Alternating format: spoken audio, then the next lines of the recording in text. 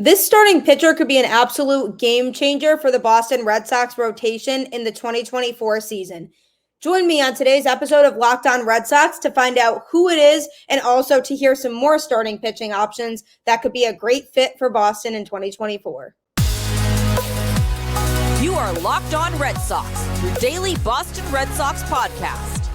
Part of the Locked On Podcast Network, your team every day.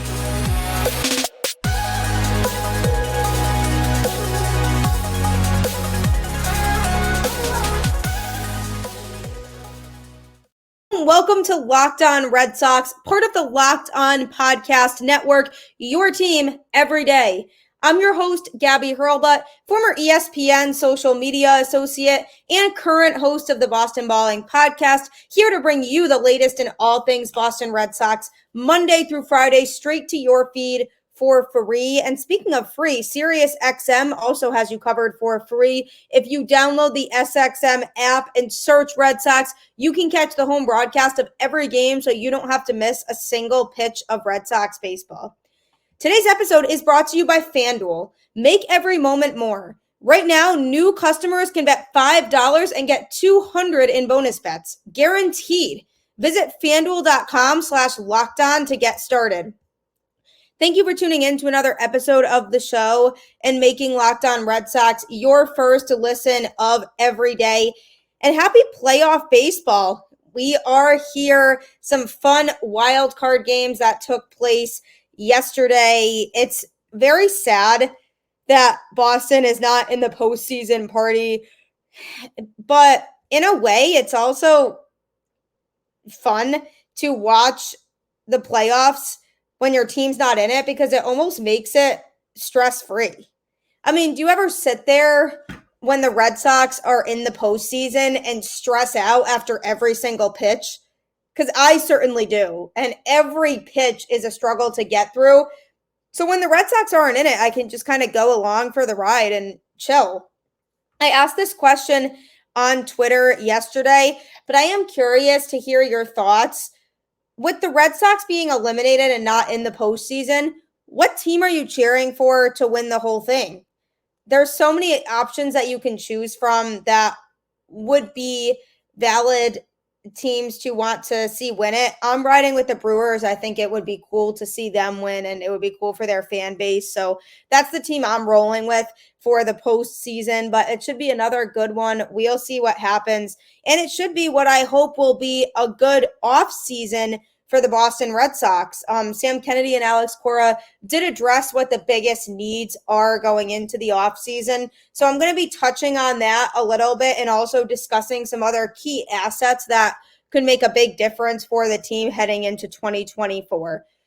So Sam Kennedy has spoken a lot about the Red Sox GM search and who they're looking for, what type of candidate they're looking for. He is the Red Sox CEO, so he will have a heavy say in the process and what happens. And he said that he wants somebody who is willing to be aggressive in the offseason. And Chaim Bloom's lack of being aggressive at the trade deadline, I think, said a lot to the rest of the front office about the fact that he just might not be the guy to take on that job moving forward. So he said he's looking for somebody who's going to be aggressive. And what does aggressive mean?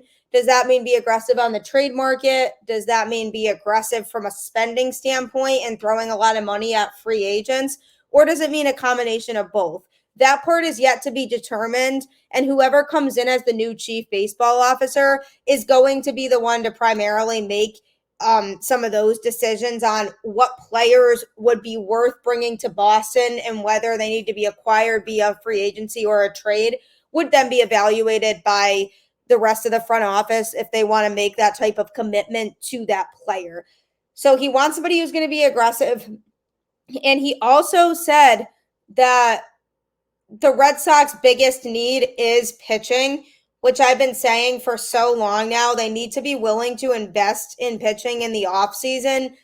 And to me, the fact that Kennedy came out and said that, I do actually have some faith that they will go out and spend on that. Had he come out and said that, but Chaim Bloom was still here, I wouldn't be as convinced that they are committed to doing that. Because just a reminder, when they brought Bloom in, his primary job was to refill the farm system and just restock it with talented players.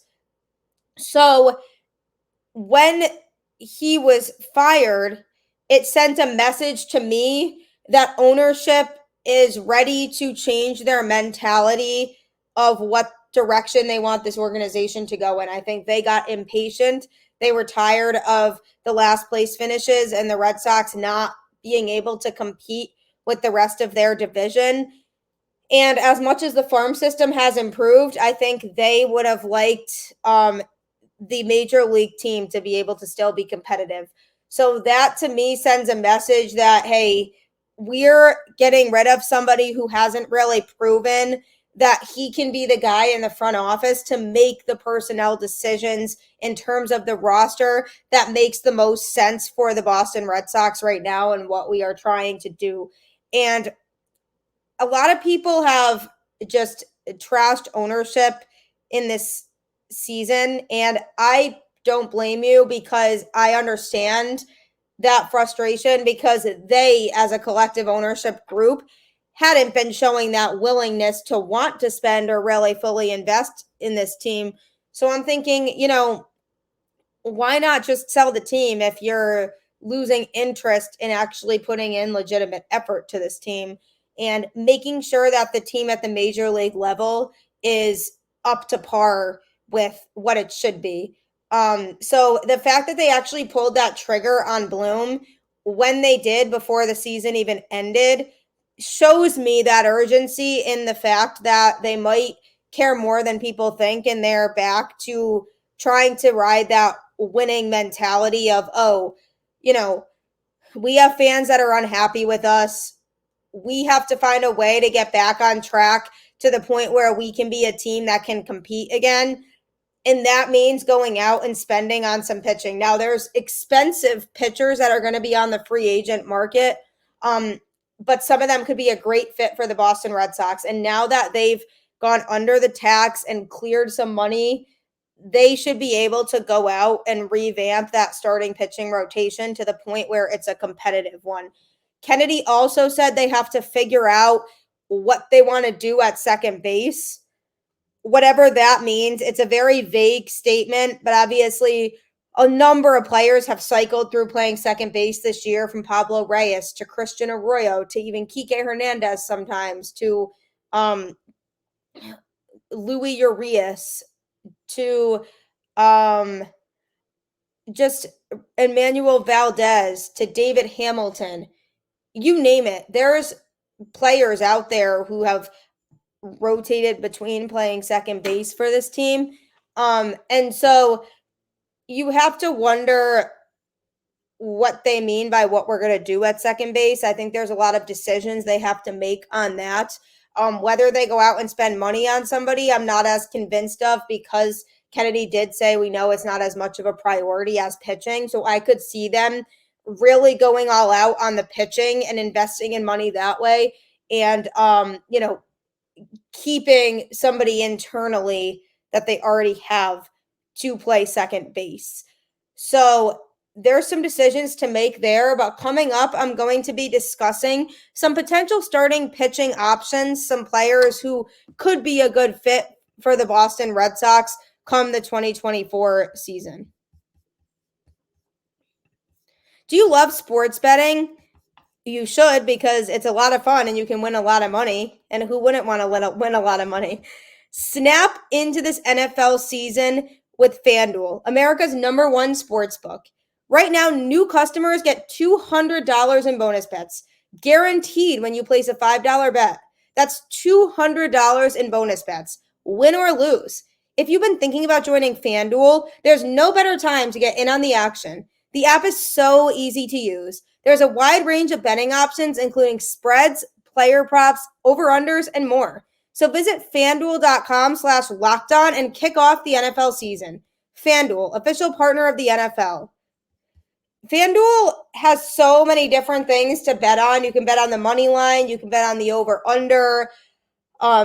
You can bet on a certain player to score a certain number of touchdowns in the game or hit a certain number of home runs in the game, or when it comes to a pitcher during the baseball postseason, how many strikeouts a pitcher gets. So there's a lot that you can do on it. And the great thing about FanDuel is they pay you out very quickly. So you'll see the results. So from personal experience, FanDuel makes the betting process so easy.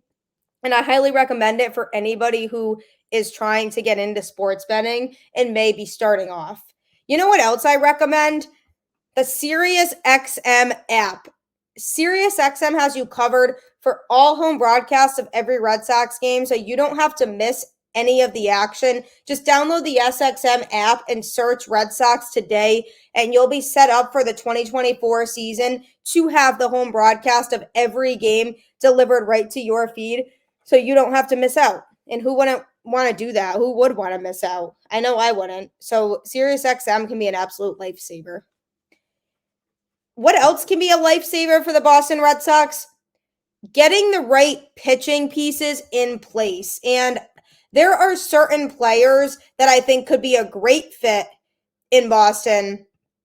And I just wanted to go over some of those players and who potentially could be a good fit here for the 2024 season. Now, keep in mind that these players are costly, and the Red Sox are going to have to be willing to spend the money if they want to acquire some of these pitchers. But I do think that they could be worth it for Boston. The first pitcher I'm looking at is Jordan Montgomery. Pitches for the Texas Rangers, has a 3.20 ERA on the season, with a losing record of 10-11, but I don't like to look too much into wins and losses because it's tough for a pitcher because they could have a really good outing and get no run support and still get the loss. Jacob deGrom, looking at you with the Mets. So that's a stat that I don't really like to look at as much, but he is a ground ball merchant. He does get a lot of ground balls, and I like that about him. That could be a good fit for Fenway to me, because the Red Sox, if there's a ground ball to the infield, they need to get better defensively, like I've been saying for a while now. But those ground balls to the infield are going to be key for the Red Sox, and he gets a lot of those, and he also is an innings eater. I mean, he looked fantastic in Game 1 of the Wild Card Series. Rangers, Rays. Texas won the game 4-0 on Tuesday. He pitched 7 innings, giving up 6 hits and no earned runs, and struck out 5. His strikeout percentage isn't as high as some other pitchers that you might think, but I'm looking at him as more of a number 2 starting option for Boston. And if he can come and bring his strengths, he's super reliable. I mean, the guy that pitched on Tuesday, I don't expect to really be him all season long if he were to come to Boston, but I do think he could provide a lot of innings and could be a solid pitcher for the Red Sox. So I'm looking at him as a number 2 option for the Boston Red Sox to potentially get. Another pitcher I like from, this season is Aaron Nola. He's an interesting pitcher, 446 earned run average. I'm interested in seeing how he pitches in the postseason this year because he definitely has had his moments of struggle throughout the season this year. And when you even look at, his numbers, he struggled a lot at the beginning of the season. It took him a while to kind of get into the groove of things. Back in April, he was pitching to the tune of about a 745 earned run average and got that to decrease throughout the season. So he's been lingering around 450 for the majority of the season. He'll record a lot of strikeouts. He's had 12 strikeouts in a couple games this season and had 10 strikeouts in another. So he'll get the strikeout numbers up, which is something that is a strength of his that I find. And if you look at Brian Bayo, and his lack of ability to strike hitters out as much, Nola could help level that out and be the type of pitcher that you're looking at and say, hey, he's a strikeout kind of guy, and we need that on this pitching staff. So again, could be a very solid addition to this starting rotation. I've already discussed Yamamoto. I mean, he would just be an unbelievable pickup. Uh, you know, Obviously we don't know how his skills will translate yet from the Japanese league, but we do know that he can be reliable and he's tough to pitch against. And I would love to have him. He truly, if he does come over to Boston and can figure it out quickly at the major league level, absolutely has the potential to be the team's ace. So that's another arm I'd like for them to consider. Also, a reunion with a former Boston Red Sox pitcher could be in store. Good old Mr. Erod. 330 earned run average this season with Detroit. He actually had a very solid season overall. I mean, his month of May was fantastic. 213 earned run average was what he ended that month with. So he had a very good month there. And he didn't really have a bad month overall. I mean, his first few games were a little bit rough, just kind of getting back into the rustiness of the season, and that's fine. But other than that, he's been overall pretty consistent to the point where in September, he's kind of stuck with a 330 earned run average. That's kind of just what he's been lingering around in the entire month of September.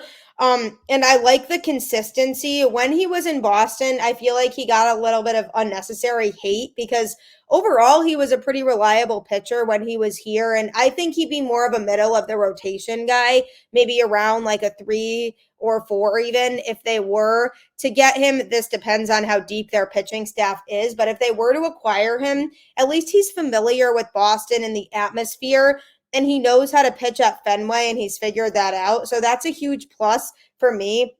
So I wouldn't hate the reunion. Absolutely not at the top of my list of starting pitchers for the Boston Red Sox to acquire, but he is a possibility and an option that could potentially make the Red Sox rotation better. Another name that's popped up that I'm a little more on the fence about, but could see maybe working here is Lance Lynn.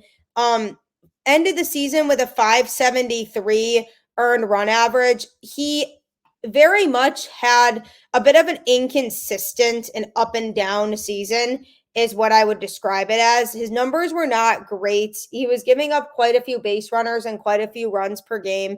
From a strikeouts standpoint, he had his season high 16 strikeouts in a game on June 18th. And that was against the Mariners. So his strikeout rate can be relatively high. Usually he lingers around 7 or 8 strikeouts per game and doesn't give up a lot of walks. The most walks he gave up in a game this season was 5, and that was on May 26th at Detroit. And pitchers will have games like that. It just happens. But overall, he doesn't give up a ton of walks. The numbers would worry me a little bit, but again, it could have just been a down season for him. So he'd be a bit of a cheaper option that the Red Sox could look into, but he, to me, would be more of a back end of the rotation kind of guy. So there's a lot of possibilities out there that the Red Sox could go after. Obviously, Shohei Otani is a free agent but won't pitch until 2025. So whoever signs him is going to have to sign him and be okay with the fact that he won't pitch all of next season. So I don't see the Red Sox will or should do that because they would be paying him in the first year to hit. And they have enough solid hitters in the lineup right now. And then if they want to wait that out, they could, but by the time 2025 hits, will he really be as effective on the mound as he has been? Because then he would have been out for a whole season and not pitching. So obviously, the news of his injury and everything this season was very unfortunate. But when you miss a whole season like that, you have to expect rustiness. And for him, I could see that rustiness shining through. So I don't know that he's necessarily the best option. But we'll see what they decide to do.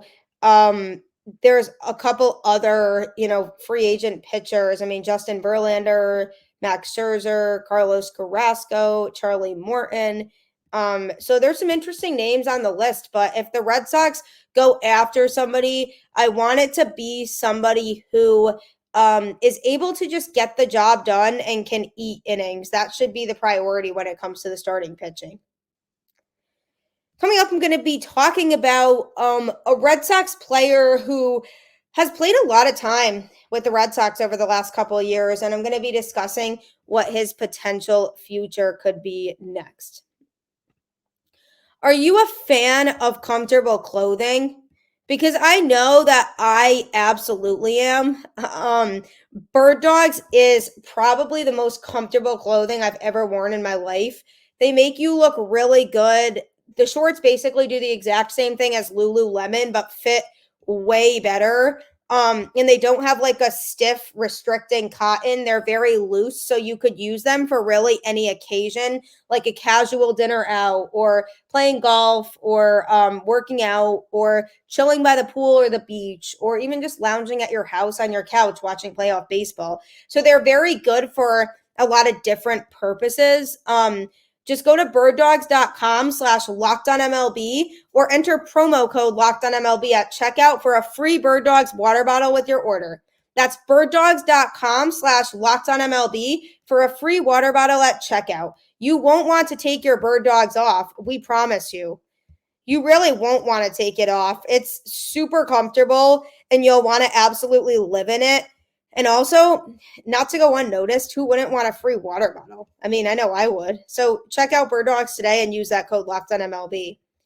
Also, don't forget to check out the SiriusXM app today. Just download the SXM app and search Red Sox, and they will have you covered with the home broadcast of every Red Sox game, so you don't have to miss a single pitch of any game moving forward. And in 2024, you certainly will not want to miss it because they are due for a really good season. And if they acquire some of those starting pitching options that I mentioned, that could be a potential fit. It could work out really well for the Boston Red Sox. So you absolutely will not want to miss it. So download SiriusXM today and get the Boston Red Sox home feed of every broadcast. A player who used to play for the Boston Red Sox and has bounced around a lot and just been inconsistent is Christian Arroyo. He spent a lot of time at second base with the Red Sox in the 2023 season, but then the team DFA'd him in August, and he just was ultimately not able to figure it out from a consistency standpoint. In the 2023 season, he batted .277 with a .323 on base percentage and .426 slugging percentage. And that was over the last two seasons.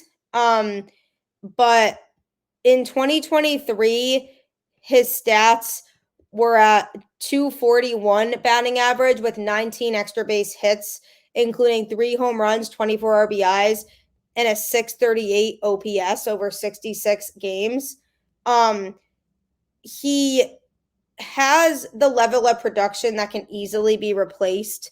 And I really liked what I saw from him prior to 2023. Like I said, those 2021 and 2022 stats reflect a lot more of the talent that he had at that time. And then 2023, he took a big step back, which is why the Red Sox ultimately decided to DFA him.